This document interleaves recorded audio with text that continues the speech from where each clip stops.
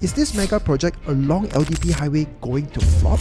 Today I'm reviewing the Queen's Residence, the first phase development in the CPD township by Exim. If you still don't know which project I'm talking about, it's the one located right opposite the infamous Empire City Mall. Now what's really surprising was that this development was formerly a quarry site that is next to a hill, but is now dethroning Rasa City and M Vertica from the title Little Hong Kong. Because if we were to take into account the adjacent affordable housing Flora Damansara, this area houses more than 10,000 units. And to make things worse, all of them are sharing the same entryway, at least for now lah.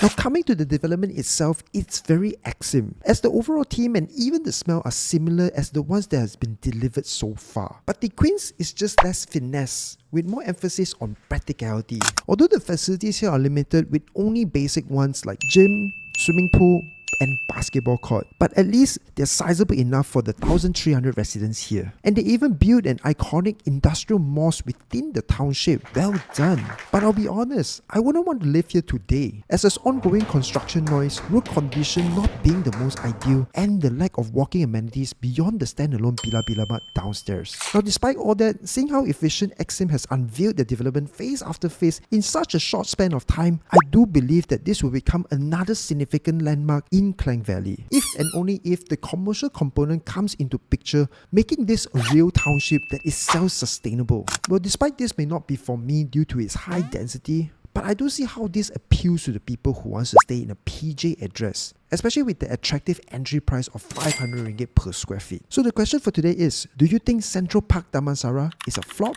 or not?